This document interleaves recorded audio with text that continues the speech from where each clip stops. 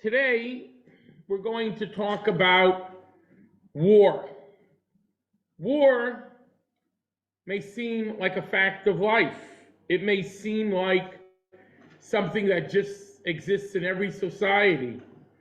But really, if we think about it, how in the world can that be something kosher? How can I conscript somebody, force them to go kill somebody they never met, risk their life?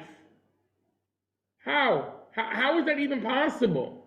How is it that if I'm a mass murderer, a serial killer, they'll give me the chair if I'm lucky? They'll give me the chair if I'm lucky. Shalom, shalom. Our papers there and some refreshments there. It's at 73. If any point you want to make it higher, press it, okay? I can tell. Feel free to press it. Okay, so if I'm a serial killer, if someone, I don't say I, chas v'shalom. If someone's a serial killer, they'll give you the chair if they do what's right. But if you're a sniper and you kill 25 people you never met before, you're a hero. They give you ribbons. How does this make sense? That war, we think about all the wars, during World War I, there were stories told of the Jews conscripted into the armies of France and Germany facing each other over within the trenches. And one yells out, Shema Yisrael, and the other responds from the other side, Hashem Elokeinu. They're killing each other. How is murder okay? Look, war has existed for all time, okay? Before there was war, there was murder, Cain and Abel. War now makes it kosher and mutter and permissible. How does that happen? If we want to say, every war has an aggressor, so someone's always right and someone's always wrong. First of all, it's never that simple. Second of all, if you're wrong, if you feel your country is wrong, or a little bit wrong, how can you go and kill people? How can you go and join the Vietnam War, the Korean War, any of the Iraqi wars, Afghanistan, if you thought it wasn't 100% kosher? How do we allow a society, not just from a Jewish point of view, from a moral, ethical point of view, how is war acceptable? Now, what we have to understand is, before we get into, first we have to understand what is the power of a nation. Throughout history, we didn't necessarily have democracy. So democracy, you can argue, if I vote, that there's more the will of the people. But even there, how do the people have a right to impose on a minority to kill themselves, to go and put themselves in danger? Where does this come from, this right to do it? I mean, if I don't want to die, why do I have to go fight? If I don't want to kill, it says about Jacob, when he had to face Esau, he was afraid, and he was also distraught. And we say the reason is because he was afraid that he might be killed, and he was distraught he might kill others. He might be forced into battle. So again, one could argue, we could debate about individuals, tribes, families, nations. If we understand there's something real called nations from the Torah perspective, so then there may be rules for nations. Now here's one of the tragedies, if you will, not tragedies, but one of the interesting things is Jews have not had a nation state for 2,000 years. And even for the last 2,500 years, period of Second Temple, Jews had autonomy. For a short period, they had a level of independence, which we're going to talk about today, with the Maccabees. But in general, the biblical model of what it meant to have a nation state, David and Solomon, Chizkiah, those kings, we did not have after the First Temple. It was all gone.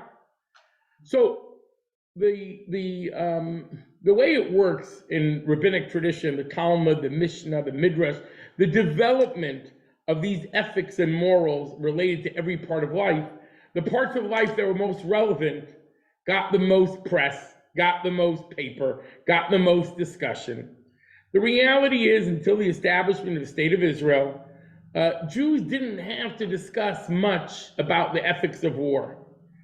Even if we're talking about the ethics of war for Gentiles, the Gentiles weren't lining up to ask the Jews about the ethics of war. They fought their wars, the kings fought their wars, the popes fought their wars, the invaders of different stripes fought their wars, religious wars, territorial wars, nation killing nation, Protestant against Catholic. This was the way of the world. Muslims against Christians, Christians against Muslims. Okay, so my point is, though, I want to be able to help everyone look at it that what is does not have to be. Let's start working from a moral question. In other words, just because it exists, is it really right? Is it really acceptable? Okay, we'll talk about defensive wars, but there are many, many other types of wars. There are wars for economic reasons. What's considered a threat? What's considered damaging? What is considered a cause enough to go to war? Now, the world has changed. International community post-World War II and even before have created more and more layers of what's called international law regarding war. Now, those may be, I don't want to say arbitrary, but they are designed by human beings, by nations, in order to create rules. Doesn't make them necessarily ethical, just because nations agree on them. So what we're going to do is explore, I want to talk about a little bit more, but I have to keep track of my thoughts here. We're going to work outward from personal obligation to defend your life, to defend other people's lives, the right to kill an attempted murderer, defensive wars. Then we'll move into other types. But the defensive starts out with the individual. It's not a war thing. It will begin with the moral and ethical imperative of defending human life and the right to take the life of someone who is a threat to others. But what we're going to see is war is very different than defending lives. There are many things about defending lives, individual lives, that even a defensive war will not color in the lines. They will not play by those rules. Even the most ethical, genteel warriors cannot fight a war at the level of what a police action would be in a democratic society for its own citizens. There is a difference. There has to be a difference. And those differences have to be either defended or rejected. So we're going to look both at how Judaism views the secular or non-Jewish world and how it views itself as far as war. And how it views itself is also dependent on, do we have a king? Do we have the high priest? Do we have the high court? Possibly there's a difference of a community or even a nation state that is not considered to be the biblical model of what it's supposed to be. There might be differences there. So one more time, differentiation between Gentile states and Jewish states.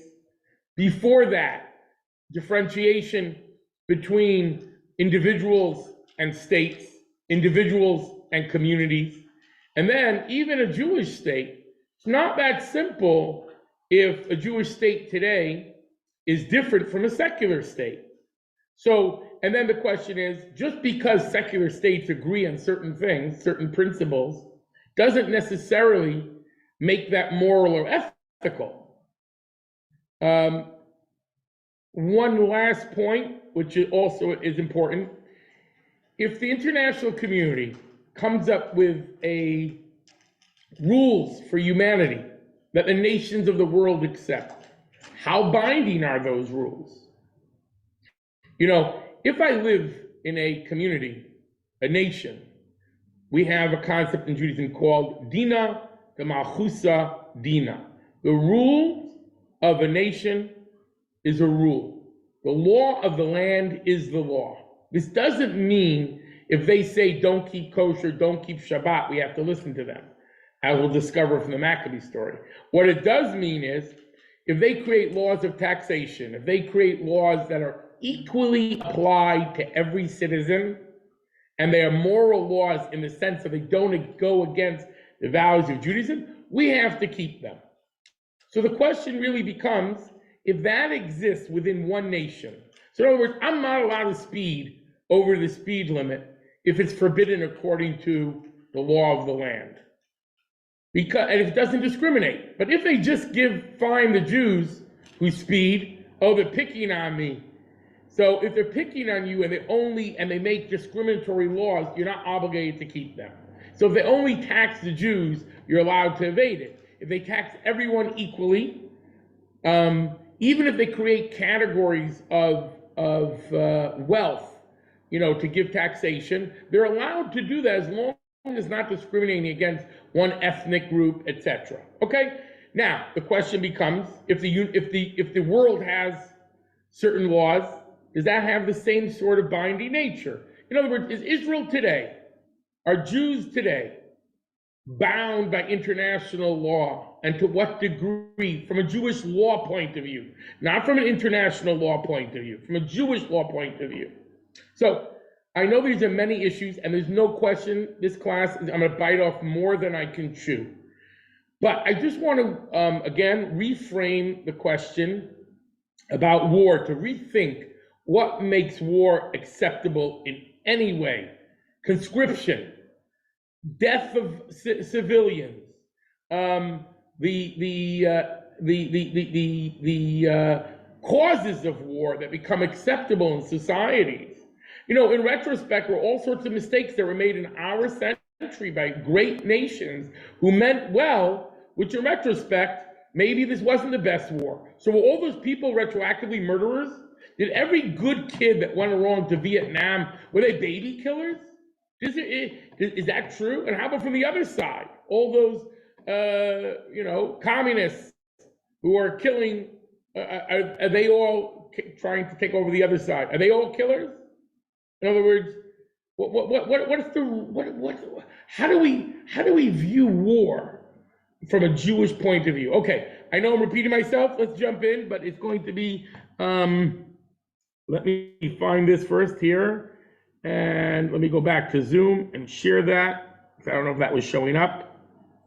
Okay, so I'm going to begin, and we'll do a couple of selections here. So let's start with the idea of a rodef.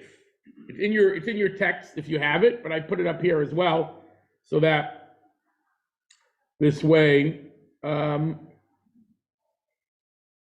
everyone can see it. So I make it a little bit bigger. Here we go. Okay. So we'll make sure we're still recording here. Yeah. Okay. So Maimonides has a law. I'm going to paraphrase here. You can follow along in your text. So if somebody kills somebody else, you're not allowed to take the laws into your own hands and be judge, jury, and executioner. Even though Judaism doesn't have a jury, you can't be judge and executioner. You can't kill him. You have to take him and bring him to the court. When does the above apply? And this is, I'm using Maimonides. These laws are in the Talmud. They're different places, but Maimonides is the very clear exposition of these laws. So I'm going to use Maimonides. Every one of these areas have much discussion and debate, but it'll help us frame these things. Okay, when does it apply? When you're ready to transgress. But if someone is chasing somebody else with the intention of killing them, even if the pursuer, this is an important element called a rodef, chaser.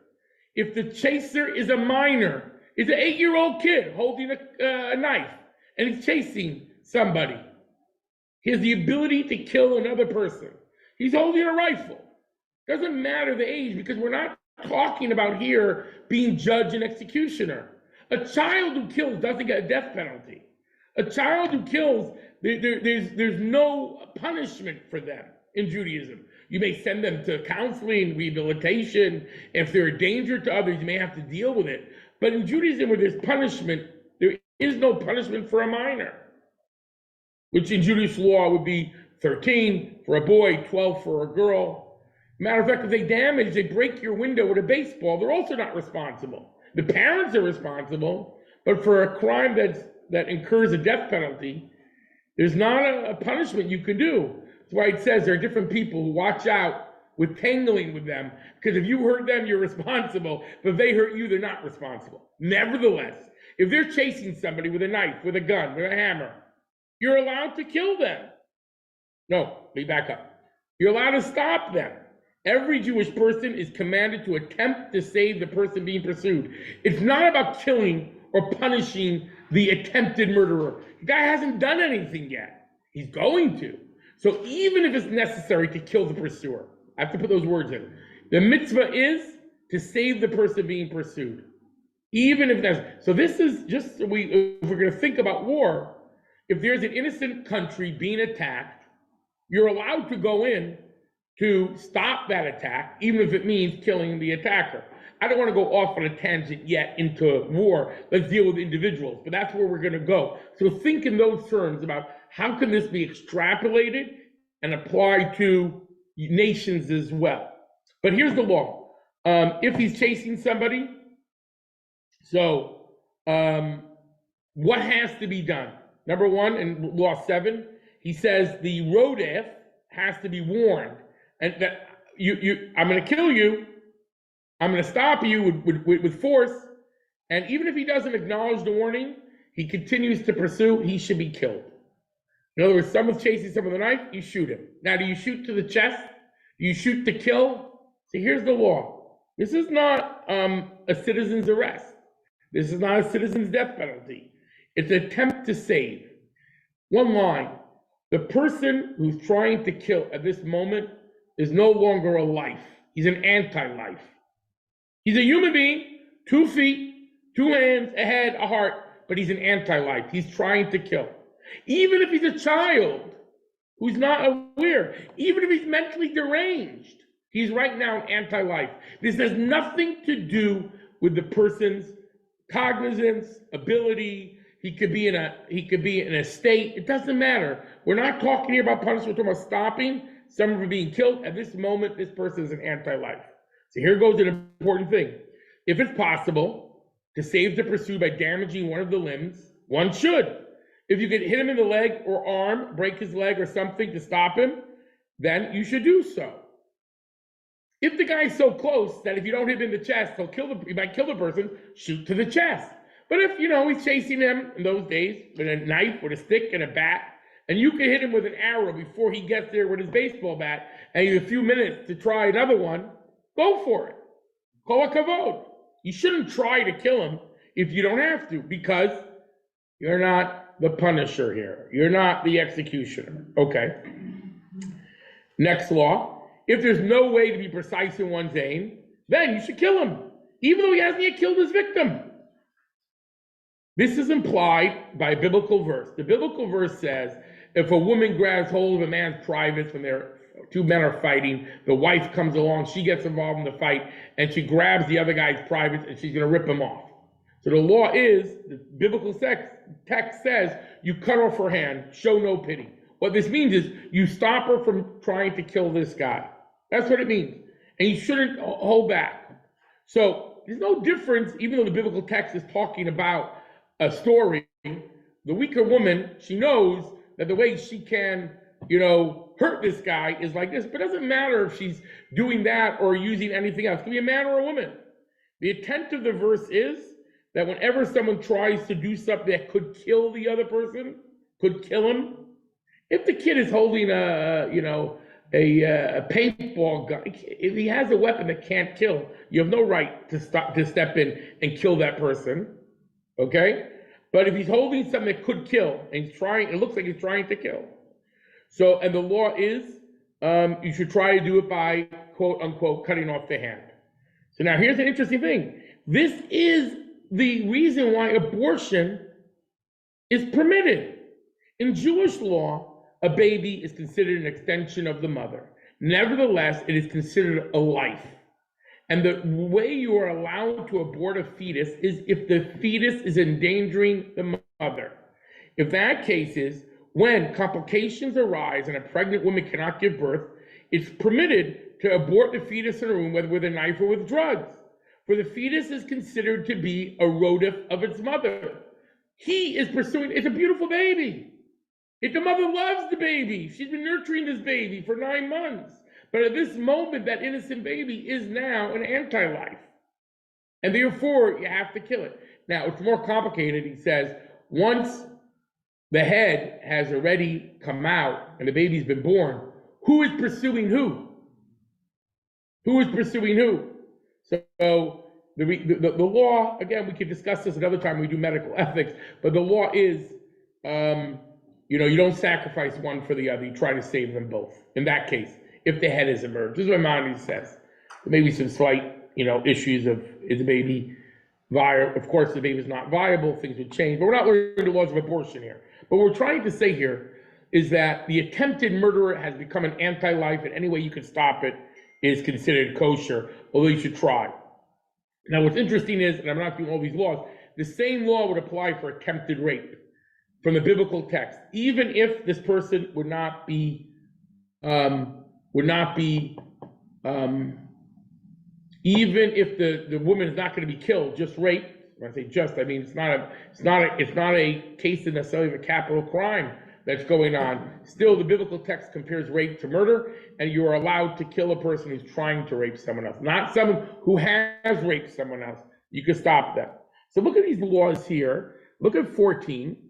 He says here, 13. He says here, when a person could prevent a murder or rape by maiming the rotif's limbs, but did not take the trouble and instead save the victim by killing the rotif, he is regarded as one who sheds blood and is liable for death. Nevertheless, he should not be executed by the court. It's very difficult to prove exactly what he could do, he couldn't do, and we call this to be, he's liable for death from the hands of heaven. From the point of law, there are certain times where someone is a murderer, but the court, for technical reasons, can't carry out a death sentence. This is one of those cases. If you could have saved, this is very important, if you could have saved the person by shooting him in the leg, you were right there. But you said, you know what, I'm gonna shoot him in the head. You know why? He's a lowlife. He's gonna do it again. I don't trust the courts, or whatever your logic was. And you shoot the pursuer, you're a murderer. Because you're not a judge. What are you? You're supposed to help the person who is being attacked. You're not here to punish that person. That's not what it's about. It's about saving this one. If you can sweep in and save the guy, that's what you have to do. If the only way to save him is by shooting the guy in the leg, do it. But if you shoot him in the head and you attempt to kill him, you're a murderer. You're not liable in court, but you're a murderer. Okay. Whenever, law 14, and then we'll finish this section and we'll talk about it a little bit. Whenever a person can save another person's life, but fails to do so with transgressing a biblical commandment that says, do not lo sa'amod al dam re'acha. Do not stand idly by while your brother's blood is at stake. Same thing applies if someone's drowning. If you have the ability to save somebody, even if there's some danger for you, you have to put yourself in some danger. Some danger, a wild animal. Also, if you hear people, Gentiles, conspiring to harm a colleague or plan a snare for him and does not inform him, you are breaking the law of do not stand idly by your brother's blood. He says, this is even more. If you know there's some Gentile who's angry at a Jew, and you're able to appease the aggressor on behalf of your colleague, and you don't, that's also standing idly by your brother's blood. You cannot be a bystander in Jewish law. But if you are a bystander, there's no capital crime. You just didn't do it. He says here, when a person sees a rodef, law 15, pursuing someone to kill him or a woman to be raped, and he's potential to save and fails to do so, he has negated 2 commandments. The positive commandment that you're supposed to cut off her hand, which means get the pursuer, even by violent force, to stop pursuing. And number 2, negative commandments, do not show pity and do not stand idly by. He says, even though 16 lashes are not given as punishment, because in Jewish law, the only time you get whipped for a law, for transgression, there are 3 types of punishment in Jewish law: monetary, corporal punishment, and the death penalty. physical, it was called whipping or lashes. You would get that if you did a negative commandment in biblical times, in temple times, in times when there was a court, a Sanhedrin. You would get whipped for doing a negative commandment that was with an action. But by you standing idly by, there was no action, although you caused terrible things to happen, but you don't get that.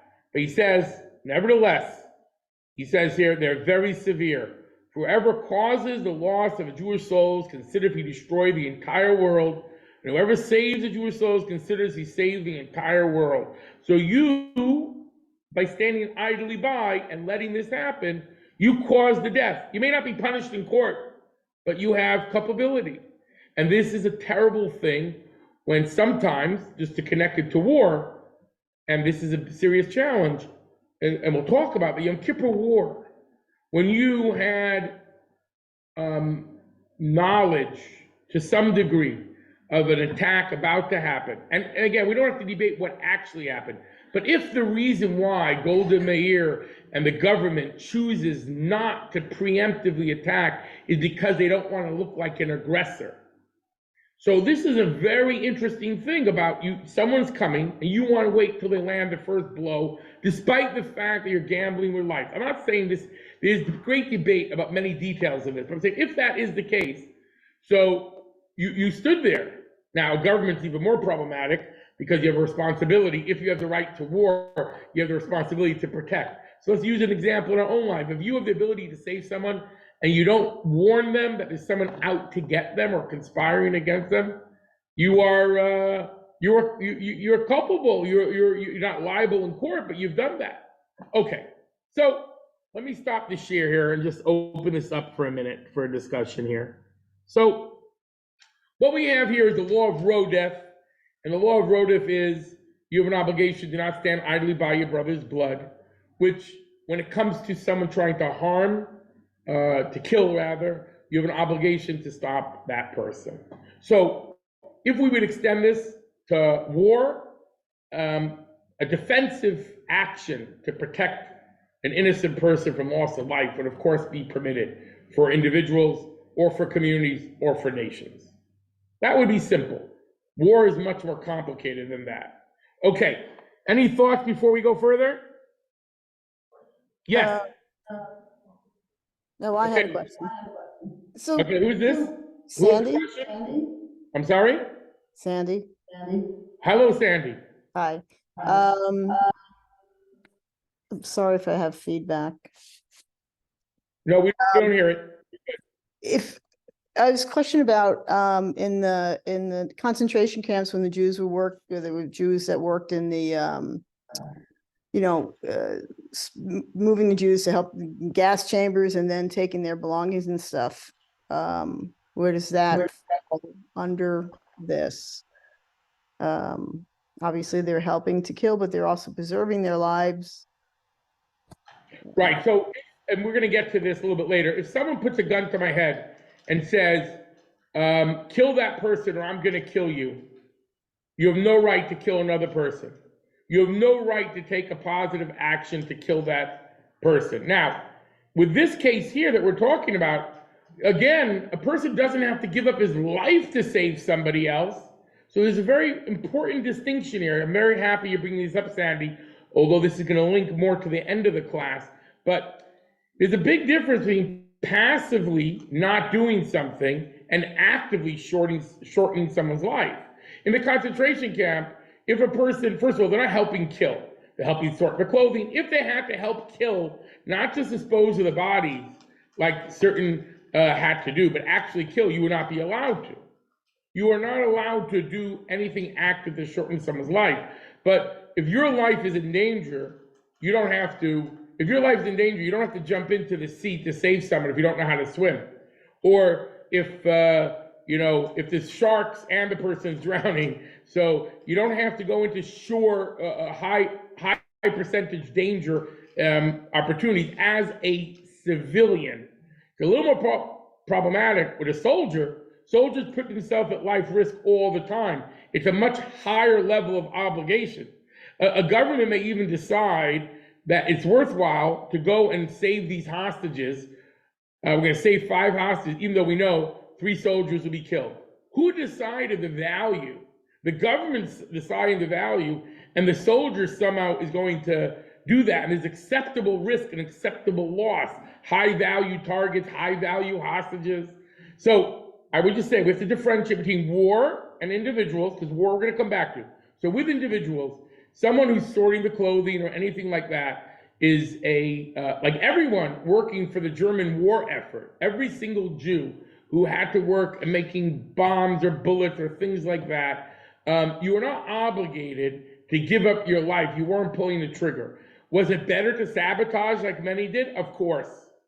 But you didn't have to put your life at risk in order not to be part of that war effort. It is a few degrees removed.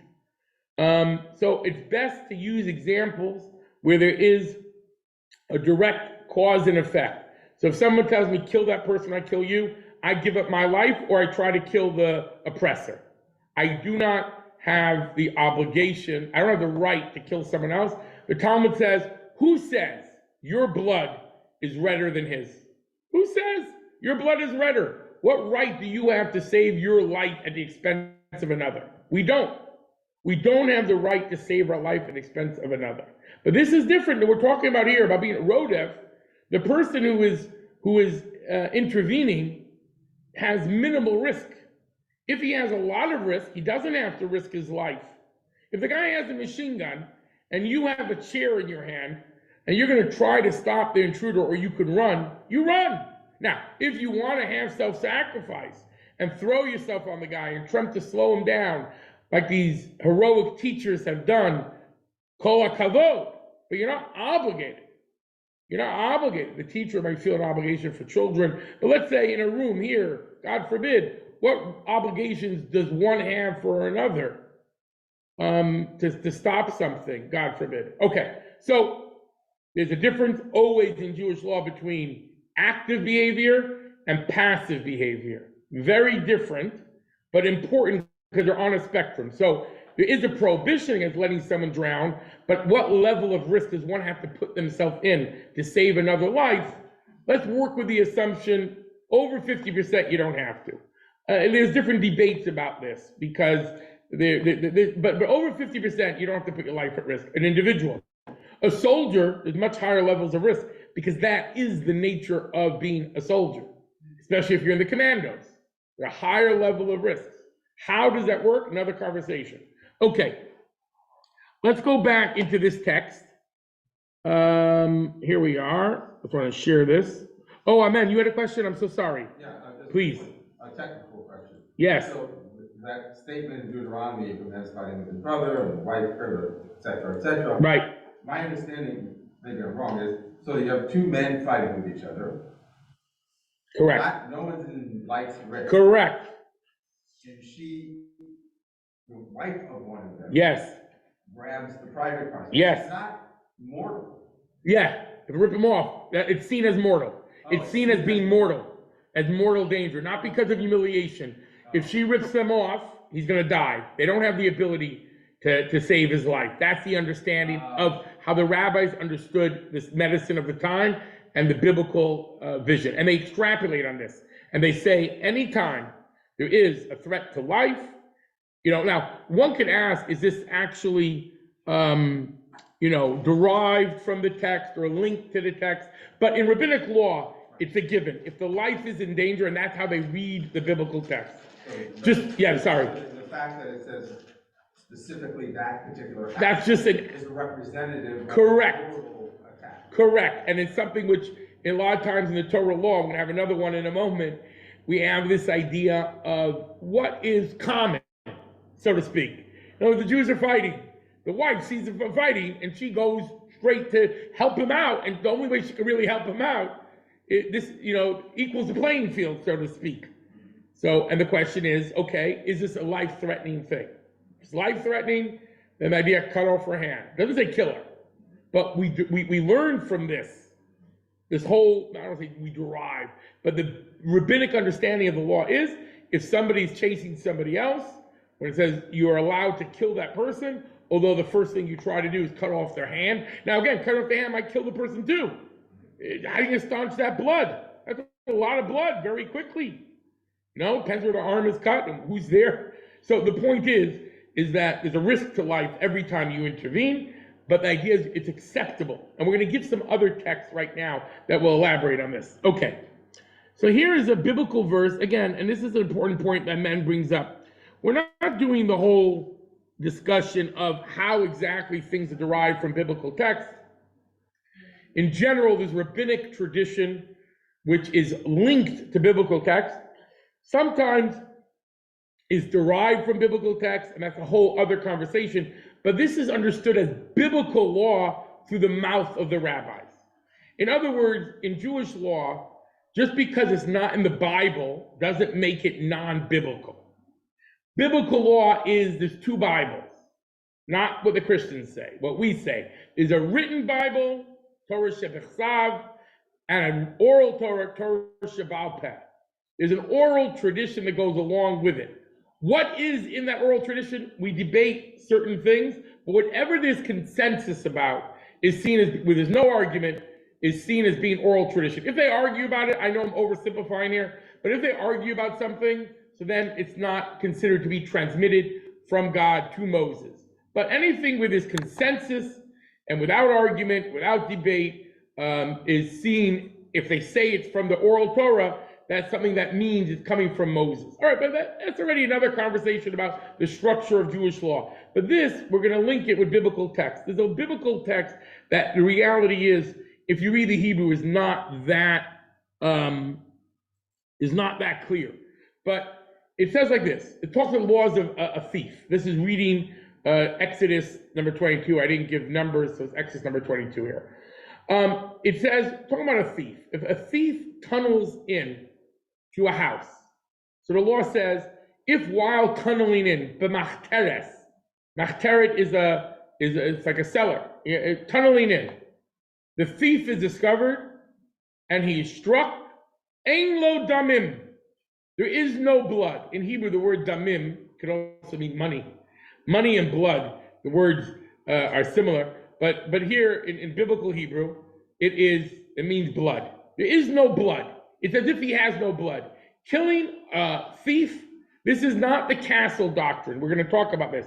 If you kill a thief breaking into your house, there's no blood, no responsibility. Then the Bible says. But if the sun shone upon him, these are euphemistic words. And the Bible is not supposed to be poetry when it tells you law. It says, if the sun shone upon him, it is as if he has blood. He shall surely pay. If he has no money, he should be sold for his theft. Okay. There's biblical text here that the biblical text alone is not very clear. So again, we're not going to talk about different ways of reading text. We're going to talk about how the Jewish law, the Talmud, understood the text. What I mean to say is, there are many ways to read a biblical text, but there always is a legal way. And the legal way is composed of strands of the biblical text and what they call the rabbinic tradition.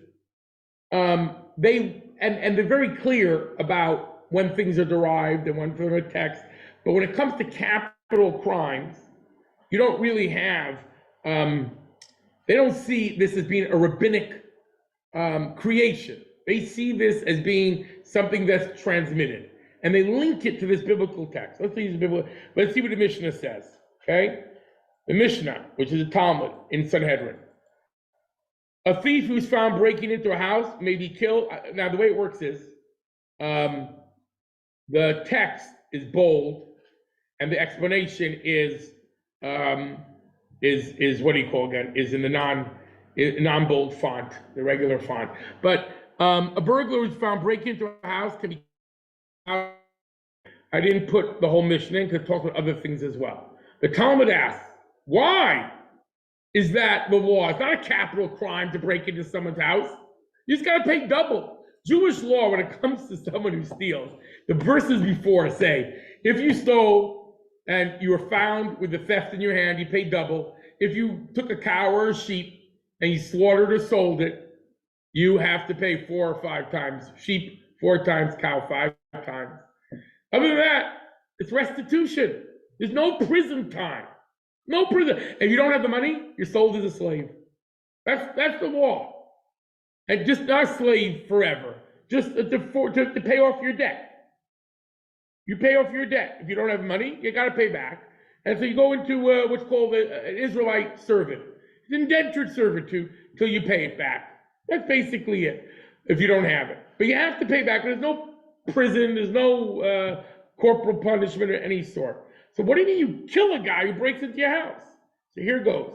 There's a presumption that what happens is that the householder, the owner of the house, is a chazakah, which means there is a human nature that what we assume, and the Torah assumes is going to happen, is that it's very possible that the house owner will try to retrieve his money, or not allow it rather to be stolen. He's to stand up for his rights.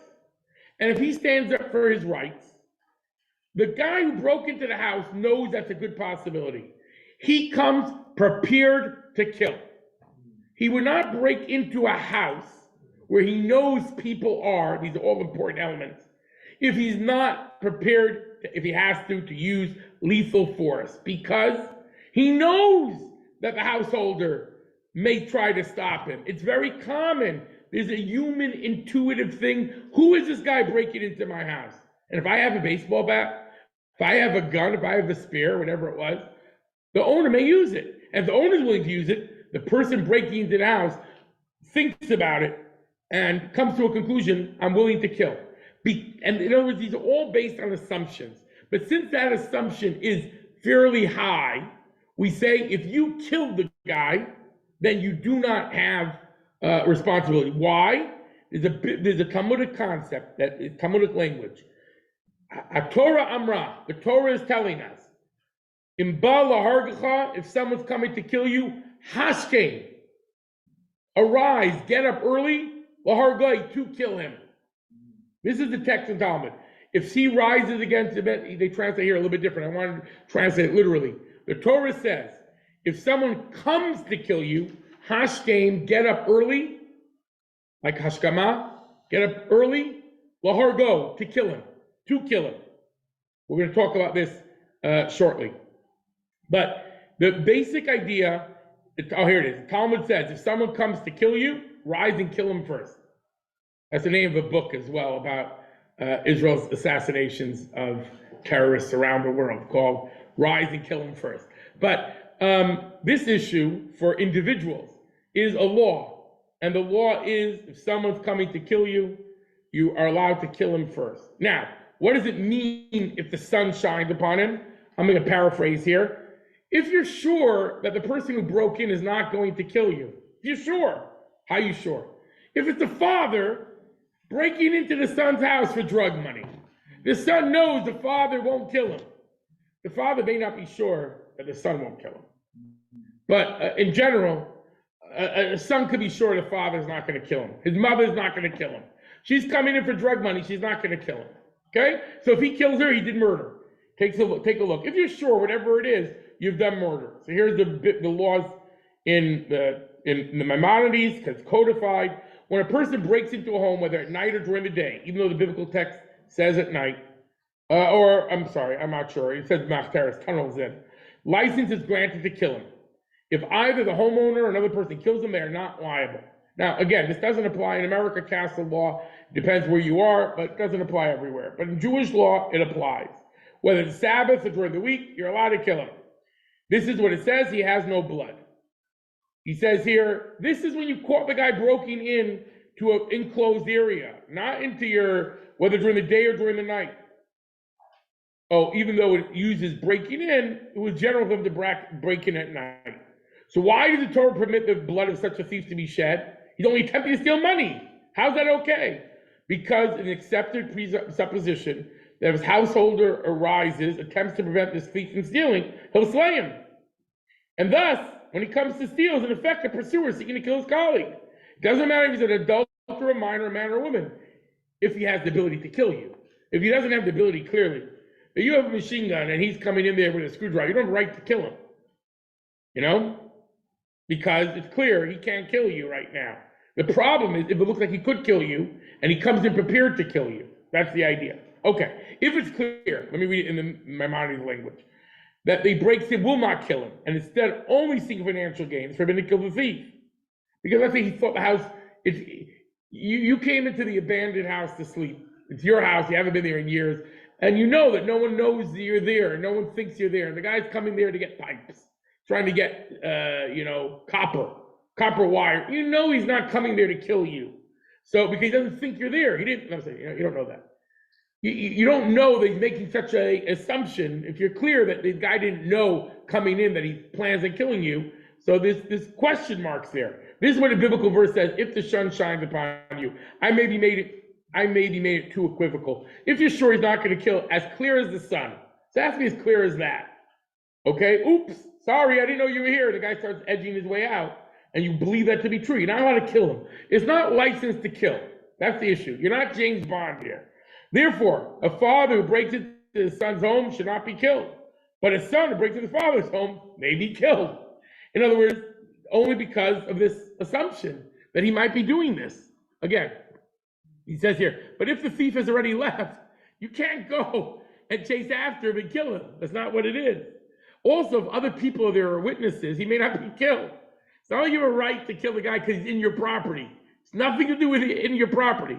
It's because when he came in thinking he might kill. But the idea here is preemptive killing is not considered illegal if there is a reasonable, highly possible threat to life. In a similar fashion, if you break into a garden, a field, a pen, or a corral, may not be killed because there's no one living there. So the guy didn't think, oh, I'm gonna break in there and someone's gonna be there, he's gonna wake up, I'll be willing to kill him. Okay, so here's our problem. Our problem here, I wrote in the text, limitations of applying law of Rhoda. If we want to apply this to law of killing, we have a problem. To laws of war, we have a problem. Why? What's the difference? Self-defense is mandatory, so Jewish law does not permit one to kill an innocent third party in order to save a life. You can't, if there's, going back to Rodef, I'm leaving out the theft for a moment here, I'm going back to Rodef, because it's all an extension of Rodef. Rodef is someone trying to kill somebody else, whether it's slightly preemptive, like the guy breaking into your house, or the more common one, someone's chasing someone else with a knife. You have a right to stop him. But if the only way to kill him is with my rocket, shoulder rocket that's gonna kill 5 other people, I have no right to do that. In war, you do have a right to do that. If the only way to stop the enemy soldiers is that there are civilians around, and civilians, that does happen in war, happens all the time. Again, we're gonna talk about how we have to be cautious about killing civilians, but it happens. It's part of war. There's no war, not in the ancient world and not in the modern world, where civilians don't die. It's part of war. If we apply the law of Rodef, so that would mean the only way you could kill an attempted murderer, let's say there's a terrorist sitting somewhere plotting something. If it's just because it's attempted murder, I have to make sure no one else is around. Not just his henchmen who have never killed. I think no one else is involved, no one else is around. After Munich, all those stories where they tried to kill all the Black September terrorists. And there were times they called things off, and then, phone calls and trying to target only them. And it fell apart after they killed an innocent person. Targeted assassinations is much more akin, not to war, but to Rodef. Again, we're not dealing with targeted assassinations. We'll get to that. But I want to differentiate between war and Rodef. Rodef means you can kill that guy, and you should try to you're not allowed to use more force that is limited to stop him. If he's an attempted murderer, you got to capture him, take him into prison, and have him judged by a court. Could be he'll get a death penalty, but if you can't, you have to stop the murderer from doing it, shoot him in the leg.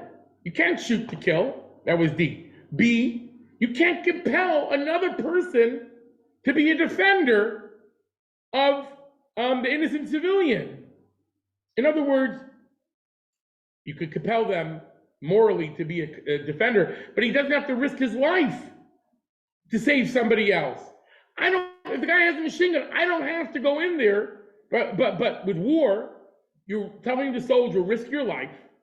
You guys are gonna die. Some of you are gonna die. That's the reality. Here it is, 1,000 of you going in, God forbid, some of you are going to die. That's the reality. God could do miracles, and it's done in the past, but in general, there's gonna be some casualties. You can't compel that if it's rodef.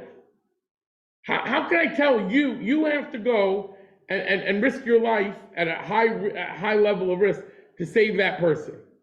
Rodef doesn't allow, war does. War does. Okay, number C, self-defense doesn't allow you to kill the pursuer once you already did the evil act. In other words, the guy's sitting eating his lunch, the soldier, and right now he's not trying to murder anyone. So for the law of rodef, you couldn't kill him. For the law of war, drop a bomb on him. We don't have to wait till, he's the first one to do it. It reminds me of the story they tell of a bunch of Jews, Israelis, are captured by cannibals. And the cannibal asks them, before we eat you, do you have one wish? So the Israeli stands up and says, please kick me in the rear end. His friends look at him, what are you, crazy? The cannibal kicks him in the rear end, and the Israeli pulls out a gun and kills all the cannibals. He said, why'd you wait until then? He said, what, have the UN label me an aggressor? They had to start. In other words, this is when it comes to an attempted murderer, so there is that element of, if the guy's not a threat, so to speak, you're not allowed to kill him. A war, of course you're allowed to kill him. Every enemy is an attempted murderer right now. Every soldier, but more than that, even when they're sitting to eat lunch, they're going to be. That's not the laws of murder, it's the laws of war. So we're stuck if we just look at individual rights as being the only sole arbitrator for legal war. Okay, I want to get some Maccabee. Maybe I'll leave the Maccabee stuff for next week because I'm not going to be able to cover it. I do want to cover it. The Maccabee wars are more problematic and different from other wars. So I want to go now. This next law we covered already 2 weeks ago, but I just want to come back to it because it's relevant. This law is even outside of Israel, even in the diaspora, in a place where Jews had a self-defense force. And the law is, if non-Jews who besiege Jewish cities, if they come for money, we don't desecrate the Shabbos. Shabbos is seen as a prototype for when, since you have to keep Shabbos, the Torah tells you keep the Sabbath day, but you should keep the commandments in order to live by them.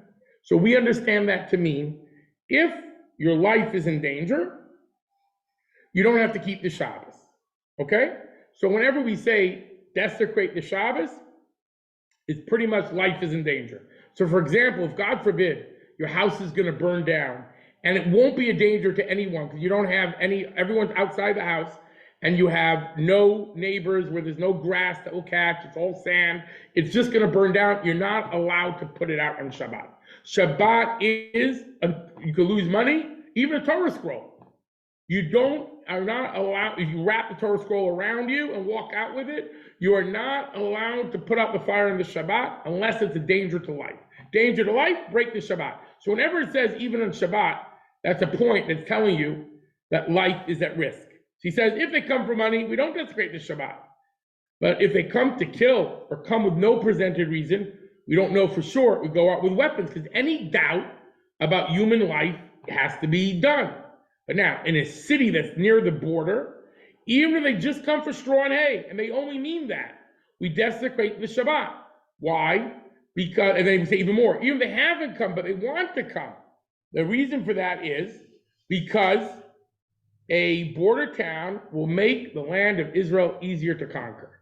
And if you lose a border town, so then it'll be easier for others, and life is then at risk. Here's the point here.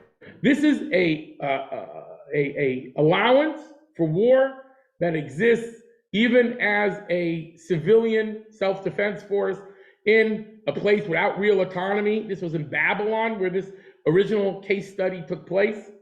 It's not necessarily about being an independent nation. If you have the ability to defend yourself, you have an obligation. If you're at a border town, again, there were different nation state tribal issues, but there were Jews that had the right to defend themselves in Babylon. They had armies. And the law was that they were able to, now the way it worked was the central government would sometimes use these armies with the Jews for their wars, but people had militias. There were these different militias like exist in the Middle East, centers of power, and the Jews had their own militia. And you were allowed to go out with your militia. Doesn't mean you were a sovereign nation, but you had a militia. You were allowed to go out with your militia to defend. So the defensive war, that's no problem in Jewish law at all. So the issue of, I'm going to jump in for a second here. Let's stop for a minute and talk about this idea of preemptive. Let me close this one.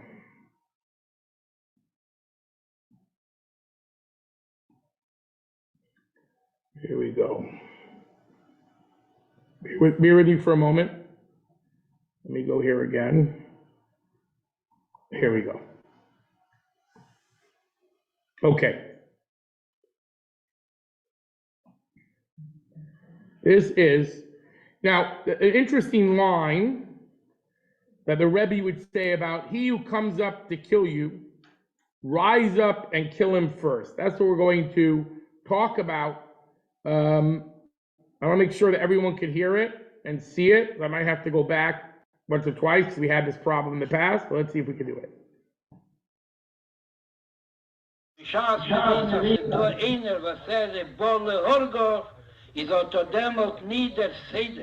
Aber man darf sitzen und warten, bis wann nicht alle Goyim und Maskim sei.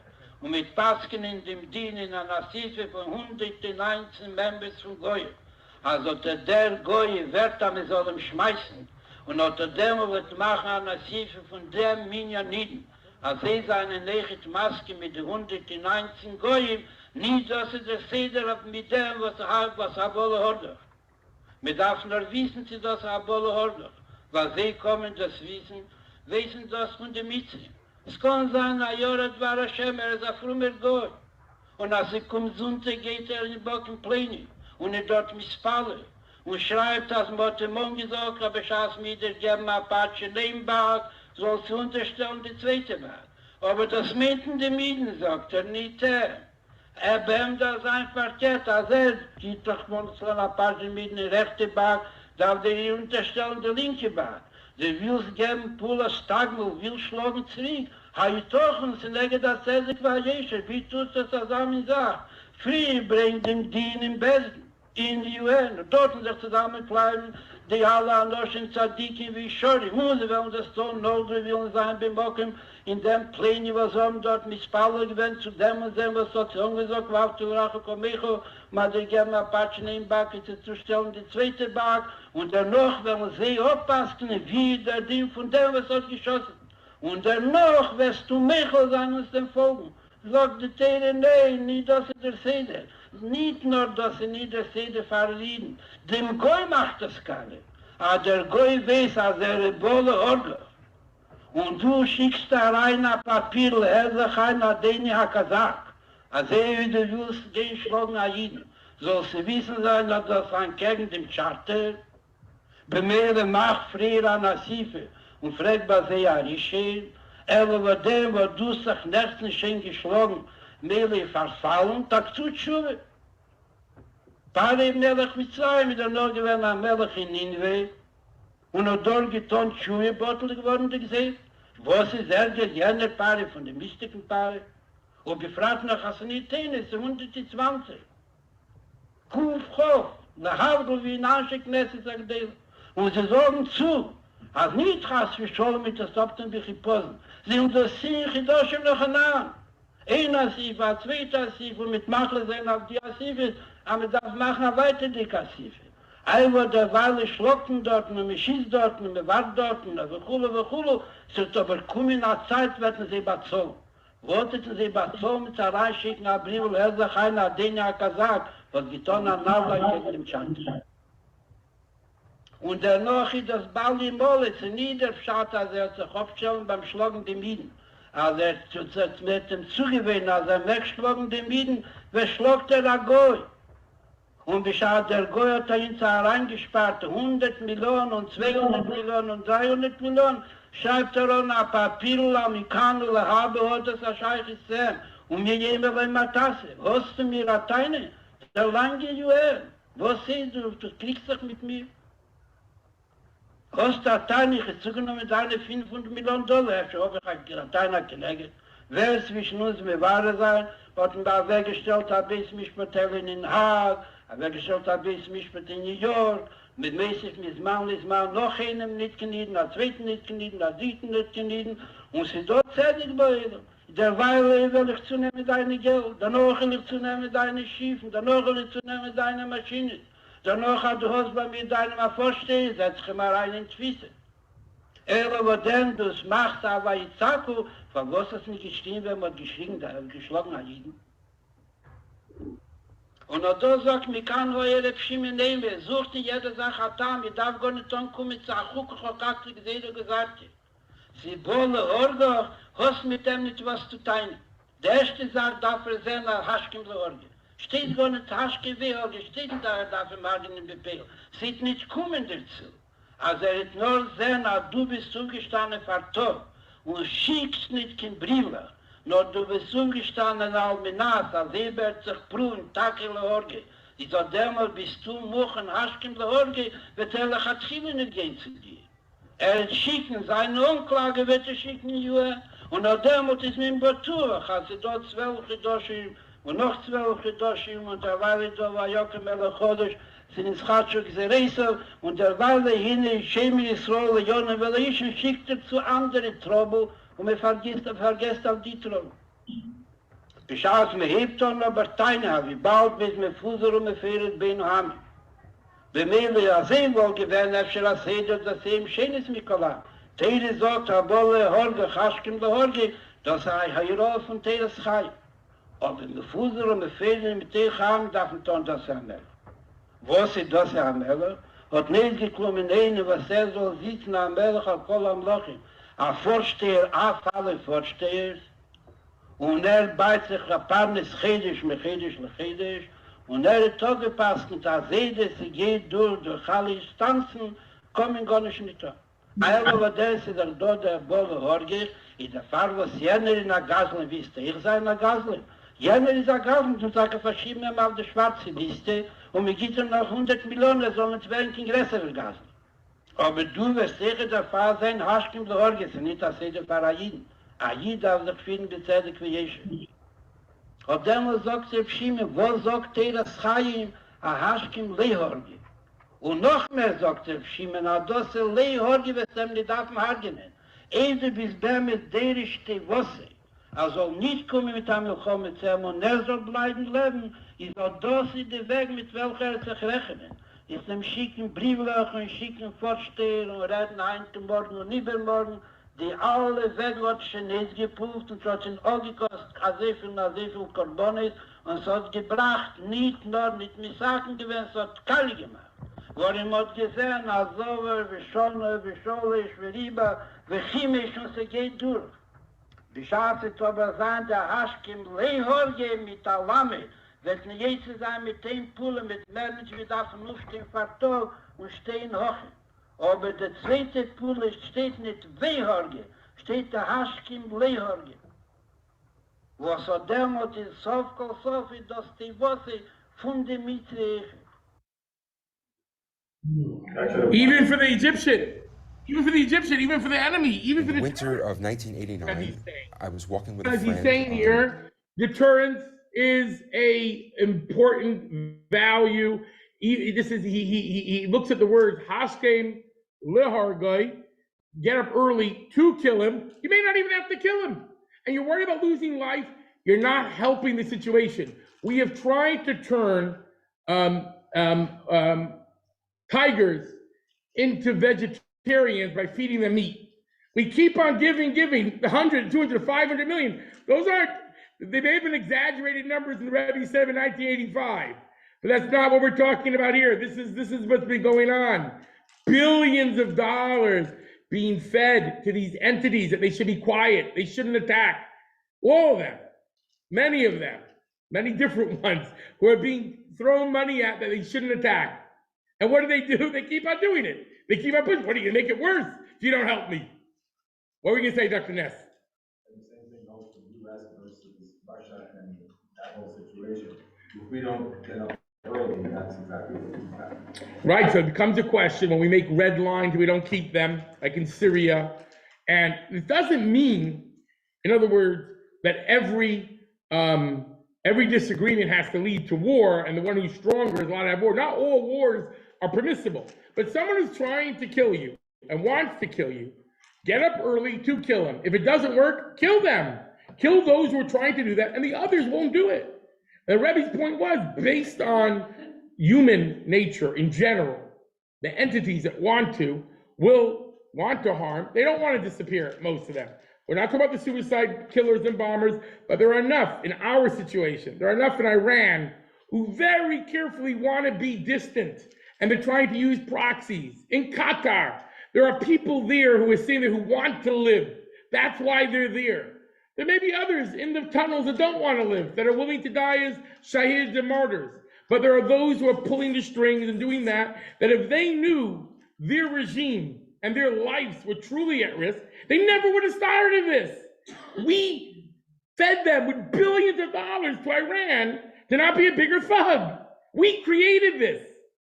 Now, going back to Sandy's question, do people have moral responsibility, both leaders of nations, on all sides, by allowing these things to happen? I'm connecting this, Sandy, to your individual question about the capos and others who are inside the country, not just capos, those who are helping the war effort. We have in our situation, in our world, many people who may have meant well and made mistakes, or others were weak, and they allow these things to happen. It's for sure some moral responsibility for the situation we're in on many, many sides. I'm not picking any one person. There are many people to make responsible. The question becomes, okay, what do we do about it, for the future?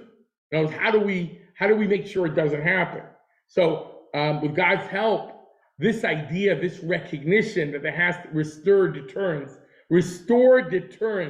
is an imperative, in particular in the Middle East, where it's not just you're dealing with autocrats, you're dealing with dictators, and then you're dealing with Islamic fundamentalists. None of them have the accountability of a democracy. None of them. So, and those that may have some level of democracy, many of them are Islamic fundamentalists, or the Islamic Brotherhood is very powerful there. One of the great challenges in the Middle East is when we gave a non-democracy in the Middle East free elections, they promptly had the last elections, like Hamas. They had free and fair elections in 2006. Then they threw off the PLO people off roofs and threw motorcycles, and they took over, and there's been no other new election. Algeria too. Whenever we give democratic election, it just means you get one free election, and then it's over, because they're not committed to this. So the point is, going back to this issue over here, is that ultimately autocrats and dictators and these different thugs, many of them want to stay in power. So that means there's deterrence. Those who don't want to stay in power, just want to kill, those are the Amaleks of the world. If you want to kill me and you're willing to kill yourself to kill me, I don't have to worry about creating deterrence. I have to get rid of you. But everyone else, which is a very big Middle East and a very big world, restoring deterrence is an imperative. And we've lost it time after time after time, going back to 48, 56, 67, 73, 82, all these places, we've lost deterrence. Israel did not want to win. It did not want to win. It wanted to survive. It did not want to achieve victory over them. It didn't want to plant its boots there to show them that it really won, to cause deterrence for 50 years. Instead, it always was a survival that the leadership was able to then spin as a victory for them. It didn't have to be. Yom Kippur War did not have to be spun as a victory for the Egyptians, but they spun it as such. and that allowed them to continue what they were doing. So there has to be deterrence in the streets of these places. And right now, because everything's on TV screens, it's very possible that deterrence can be restored if Israel has the ability and the gumption to stick it out and to keep on getting rid of Hamas and getting rid of that threat and ensuring that there can't be any other threat from there again. And then that people will see what they have to lose. If the West Bank sees what it has to lose, there might be a deterrent. If Hezbollah sees, it might. Hezbollah, they might have to go after. We'll see. God runs the world. All sorts of things can change in that time period. Right now, they're somewhat deterred. The question is, are they a future threat? Iran is somewhat deterred, but the question is, are they waiting for the next day? Is there a way to remove the threat? Are they poised in many ways to strike? They've already been striking. They've already shown a commitment. So it becomes a question. They haven't truly been fully deterred. They've been deterred from invading now at the side of Hamas, but they have not been deterred from trying to harm Israel, harm Jews, and kill innocent civilians. So we are at a different place here. I want to go back to our source sheet for a little bit. Just to do here. Okay, let me share it. Sorry. Why is that not moving? There we go. Now I have to hit share. Okay, back to Zoom, and everyone will tell me if they can see it after I share it. Can you see the Word document without me hitting share? Now you can see it. Why can't I see everyone though?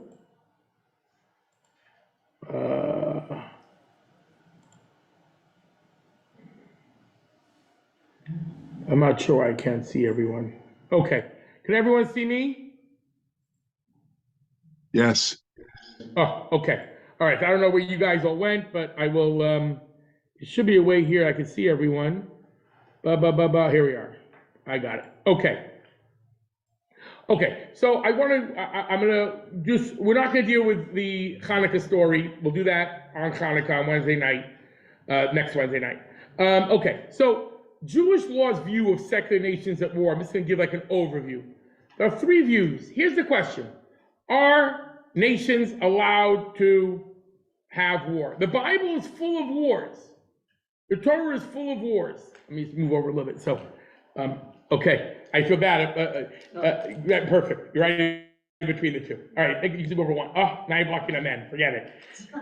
You stay where you are, Pinchas. I'll move over a little bit if I need to see. You go back, Pinchas. You go back. Okay, so, sorry about that. I'm making trouble here. Okay, so we have here, if it's on the sheet as well, but the question becomes, the Bible is full of wars. Nevertheless, even the Bible itself, sometimes it speaks of nations being punished for unjust wars. Not always, but sometimes you have, in the Torah, it talks of you did this, and therefore there's repercussions. Nations have done evil to other nations. So there's one idea, for the world, war is only allowed under the general principle of self-defense, which rules are as applicable to defense of a group of people as they are to defense of a single person. But as we discussed, that really hampers, that vision of war really hampers the ability to fight an effective war. If they're not keeping these rules of war, and you have to keep this rule that's self-defense, where you have to only target the person trying to kill you, that means you can't hit the supply chains, you can't hit their headquarters, you can only hit the guy that's actually trying to kill you.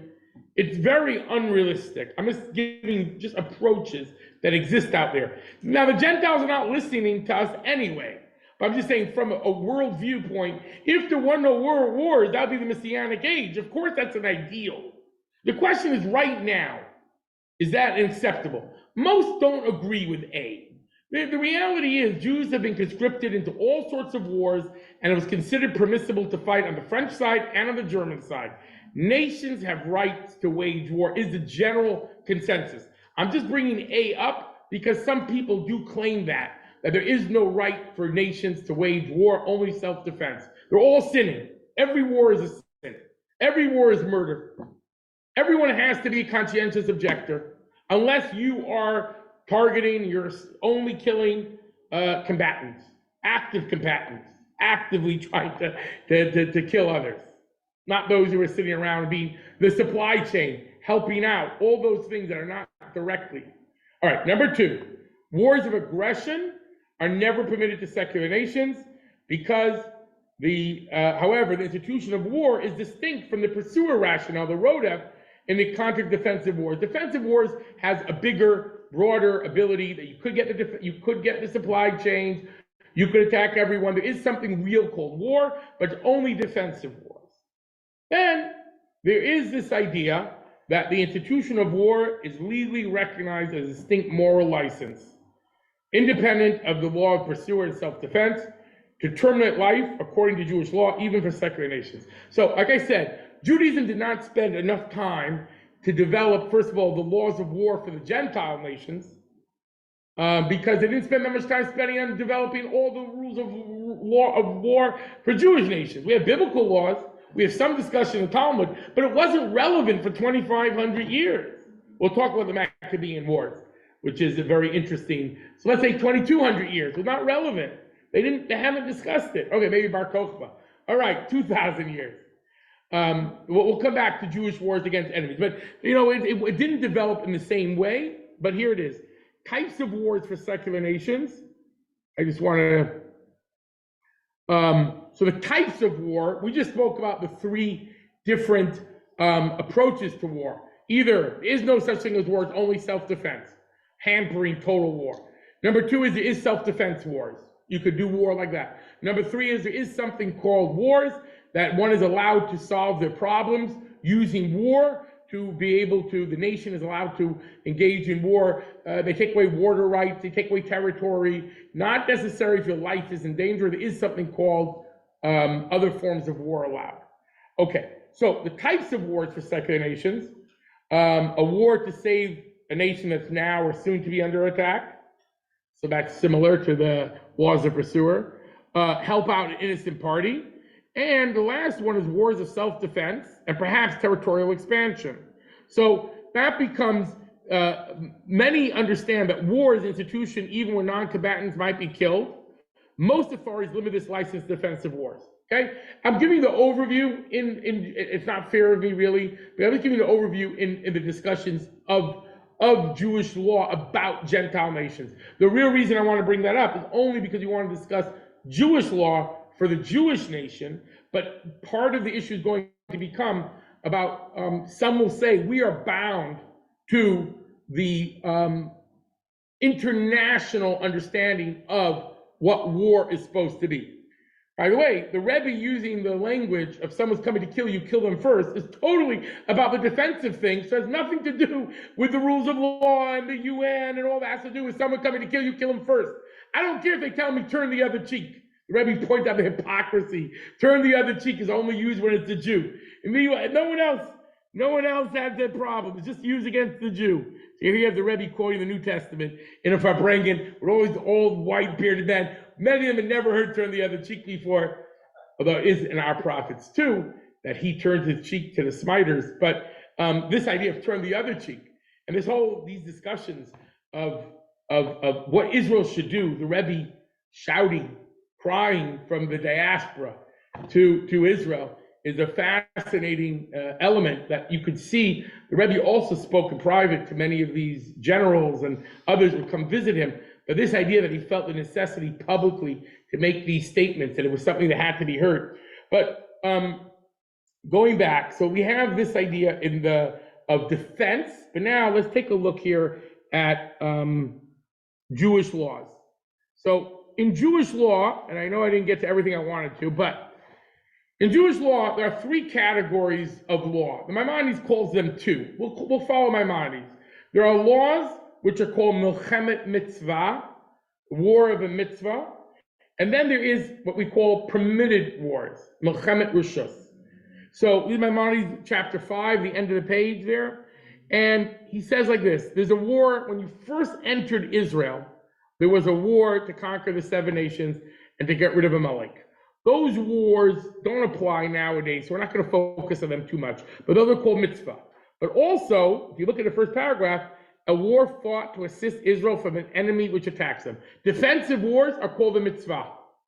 Others will call it chova, obligatory. They have a more narrow definition of defensive laws, because defensive wars are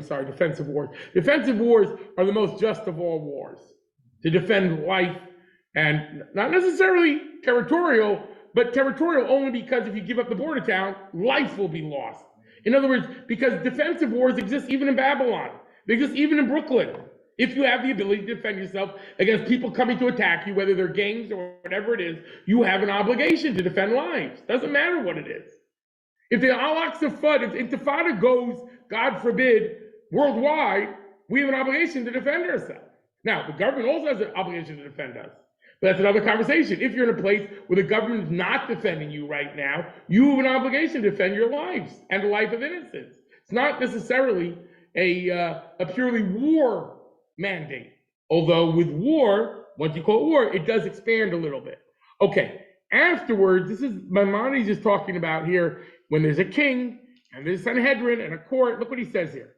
He says, afterwards he may engage on Mechemet HaRashut, permissible war, a war fought with other nations.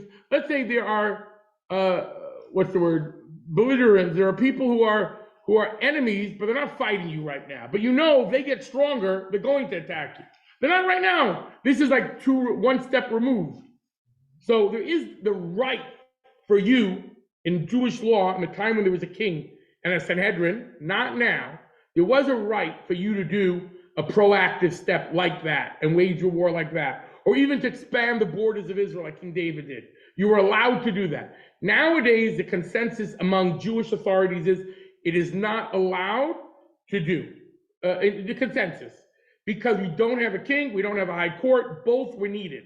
You need to have the high court of 71 rabbinic authorities, not the Supreme Court, the 71 rabbinic authorities, the sages, together with the king to allow what was called permissible war. But the mitzvah wars, which are Amalek, the 7 nations, and defensive war, are done by any nation state, and of course the state of Israel, and of course, what do you call again?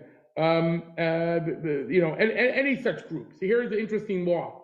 There's no need to seek the permission of the court to wage a Mechemet mitzvah. Rather, he may go out on his own volition and force the nation to go out with him. In other words, the king does not have to ask the court, whoever the leader is.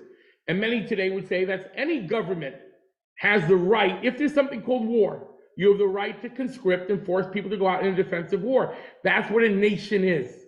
That's what a state is. They can force each other to do something like that. This is an interesting question, not so simple. Conscription is not so simple. I'm forcing, that means the state has to have the power of life or death over me. It's not simple. We'll come back to this when we study about the Maccabees.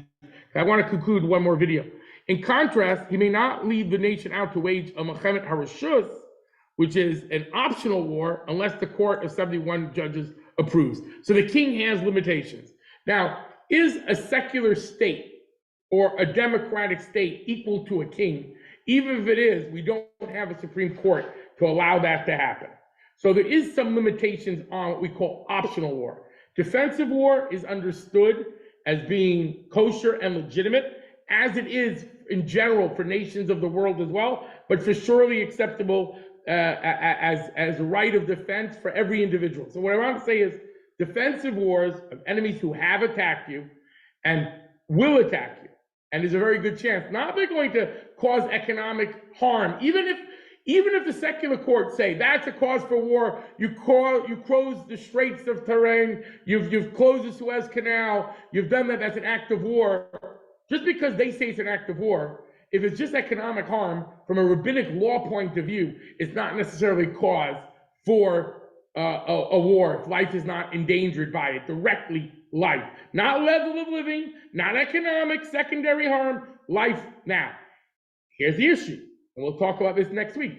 What if someone says, one second, we're all part of this international law of what war is, and since the world says that this is considered cause for war when you close off the straits and you close off Suez Canal and you block maritime trade and all that, will we be able to attack as well? We can debate that.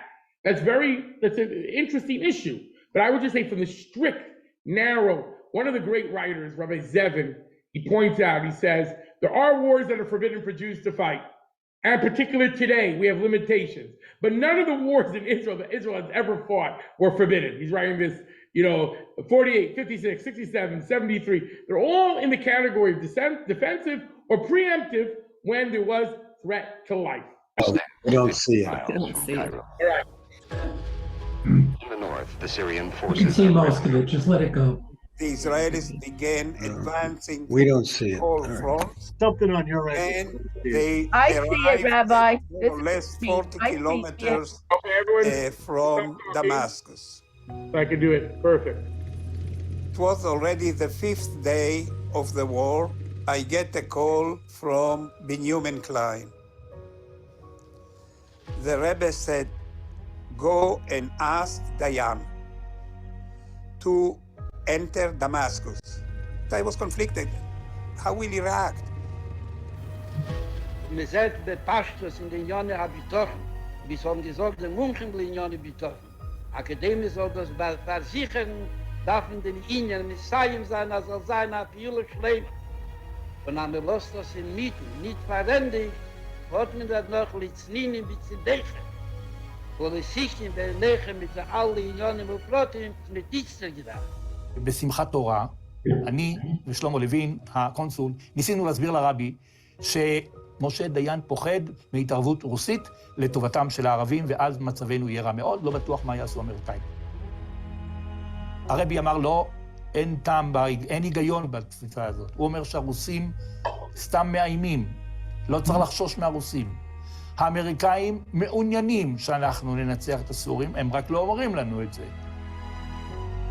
והרבי ביקש מאיתנו, בתום שיחה ארוכה מאוד, שנחזור עוד באותו ערב ונטלפן, כל אחד למי שהוא מכיר, הוא יכול לטלפן, לראש הממשלה או לשר הביטחון או למישהו אחר מראשי השלטון בישראל, תגידו בשמי שישראל צריכה לסיים את מלחמת יום הכיפורים בכיבושה של דמשק. Dayan took it very seriously. He said to me, I cannot do it from a manpower point of view. I called back Benjamin, and then the Rebbe was on the line. The Rebbe's answer was, it's a big mistake. It's a big mistake, that all. When the Arabs think that they have won or they have a big victory, this encourages them. And the next thing you'll know is that in a year or two, we'll have another war and more casualties. Die hat gesehen, bepasst, was mit Dichter gedacht.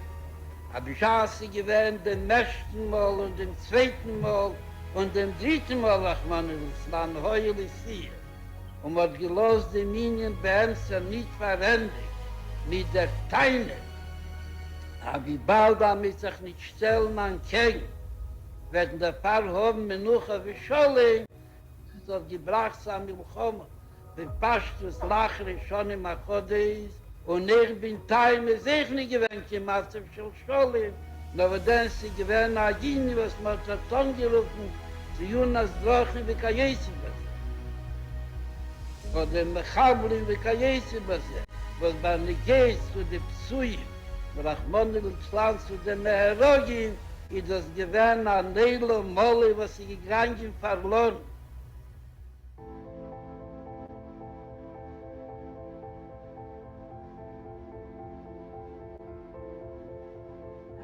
הוא אמר לי, תשמע, מלחמת יום כיפור, תוצאות לא טובות. אומר, רבי, תראה, מבחינה צבאית, אנחנו הגענו ל-101 קילומטר מהבירה המצרית.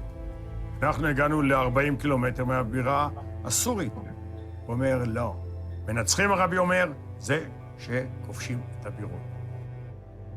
אמרתי, כן, אבל היו בעיות לוגיסטיות. הוא אומר, מה שרון סיפר שאין לו דלק? הוא היה צריך להשתמש בדלק שהמצרים הכינו בשבילם. על המצרים, אומר הרבי, תכננו התקפה, כלומר, לאורך הדרכים והנתיבים, בטוח שהיה לה מצבורי דלק. ולמה לא השתמשו בדלק הזה ולהגיע לבירות?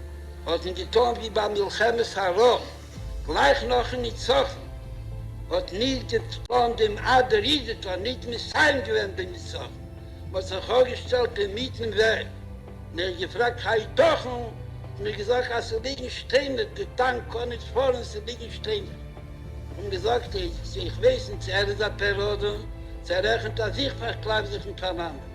Sagen an Menschen, aber der Fall kann nicht gegen die Zoll. Der Fall ist auf dem Weg lieben stehen, ist ein viel ein bisschen Kind, sagt mir das ich nicht, eine will reden ernst.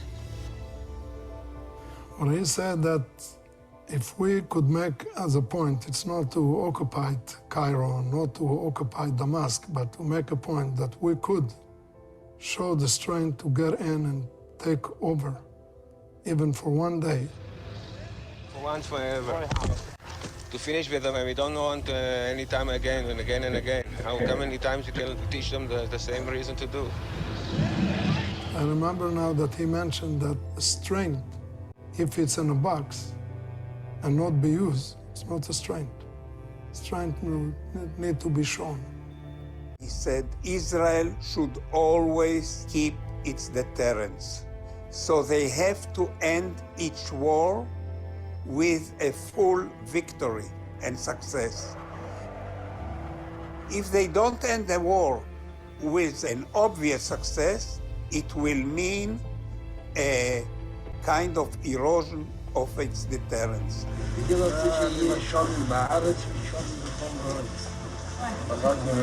אבל כשלנו יהיה כוח. יהיה לנו את הכוח, אז יהיה לנו את הצורך לגש לכם, אבל בסך הכל עם הצבא. כי הכוח נשאר, נשארים לו בכל משמעת, נספס, ויש כוח. אבל זה היפך הכבוד לעשיון שלך. לא צריכים לבדוק את כל זה בפיל, אבל זה בשביל לספר אפשרות מלחמה. All right, everyone. So, kann sein, a Schakle wie Teile, ziemlich so anheben. Der Jachre, wie man da reingeschleppt. Okay, so next week, so just to pull it all together, there is interesting discussions about what forms of war are permissible for the Jewish state today or any state to engage in. But defensive wars are 100% kosher, 100% ideal to do, and to do it in a way of complete victory and to ensure deterrence and all those type of things once we started. An interesting thing is, even if war was started not for the best reasons, but once it becomes a threat to life of the people in the country, so then it shifts and becomes a different type of war. In other words, sometimes things can start where maybe we wouldn't have thought of them necessarily to do it. It may have been wrong, but once we're in this situation, we have to defend our lives. Like if someone would say, oh, who asked Israel to come to the Middle East and settle there? And now you have all these wars. We can have that conversation another time. That's not relevant to the fact that we're there now. It is our land, like we learned in first class, but the fact that we made a state there, and the fact that there are those who want to attack us means we have an obligation to defend our citizens and our civilians and to ensure that people can't harm us. And we have an obligation to destroy those who would harm us, to get rid of the danger of those who are trying to kill us. Now, what I mean to say is, I know it's a little bit subtle, is that just because someone can make an argument about the first step, the second step, right now, there are those who are trying to kill us and they want to kill us. We have an obligation to defend and go out there. Even if you can go back and say, but you did that or you shouldn't have done that, that's not relevant to right now. Even if there are issues that maybe you should have done differently, that's not relevant to defending your life. We don't have to defend every mistake every government did. That's not the point. The point is, from a Jewish point of view, by the way, not everything deserves resistance. Jews don't say, give me liberty or give me death in general. We're going to learn next week when there's an exception. But in general, the wars that the American Revolution was fought over, no taxation without representation, the Jews wouldn't have risked their lives over. We wouldn't have fought a war. We wouldn't consider that worthwhile. The fact is, we're talking about one thing is clear. Wars of survival and protection and defense are the most moral, ethical, holy things to do. There's no question about it. The other types of wars are discussions, and there are wars that would be considered murder. There are many wars. We're not going to analyze every one of Western powers or the communist countries of wars that they engage in that would be considered murder. It's very possible. Not every war is kosher. But defensive wars, 100%. To be able to defend yourself against terrorists, against people shooting missiles, just because you happen to have a Iron Dome doesn't mean that people are allowed to try to kill you, because some of those missiles get through. So this is I think the important element of from a Jewish point of view about the elements that one could be. If Israel decides to try to take over the whole Middle East and all that, that wouldn't be kosher. It wouldn't be kosher. If there are those that are trying to attack her, and there are those that are actively in a state of war, one is allowed to. But in other words, it's not like every war is kosher just because you have the ability to do something. Clearly not. Not that Israel has that interest.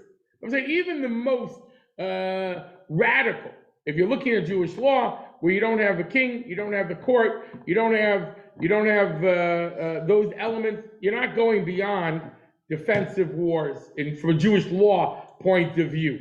So that's where we are. Next week we'll talk about the unique battles of the Maccabees and how was it that they were able to fight a war for religious freedom, which doesn't seem to be, from a Jewish point of view, necessarily a type of war that one has to do. Maybe they should have fled and run away to Egypt. Maybe they should have hid in caves. Why do they fight a war? And what was the right to fight a war as for religious freedom? Because all the Hellenists wanted them to do was to assimilate. So they could have left, migrate. You don't have to fight necessarily. They're not trying to kill you. They're trying to kill you if you break the law. So then, that's what we're going to discuss next week. But for this week, deterrence is a value, victory is a value, defending is an obligation. An obligation. It's not something to equivocate about. I think it's very important because we sometimes miss that. All right, anyone have any thoughts before we say goodnight and happy Hanukkah? Rabbi, I have a question. Yes. Is it permissible to release the pursuer when you have him captured? If he's going to kill somebody else? Right. He says, you want to talk about hostage exchanges? Sort of. We'll do that. We'll do that another time. This is a big question about ransoming hostages, murderers, letting them out of prison, when you know they're going to act again. Serious problem of how we can justify these things. And there's another very serious question. How do we look in the eyes of the relatives of the hostages? That is very difficult. That is something which is impossible, but nevertheless, if you're running a country, you're going to have to make some difficult decisions that's going to make people angry, upset, and maybe even want to kill you. But it doesn't mean that you don't have to do what is best for the people. And these are very horrific. That'll be the class after the next one. All right, we'll do hostage exchange. With God's help, we won't need that, and it'll all be theoretical, and we'll get them all out. With God's help. Have a happy Hanukkah, everyone. It's good to see everyone. Amen. I'm sorry.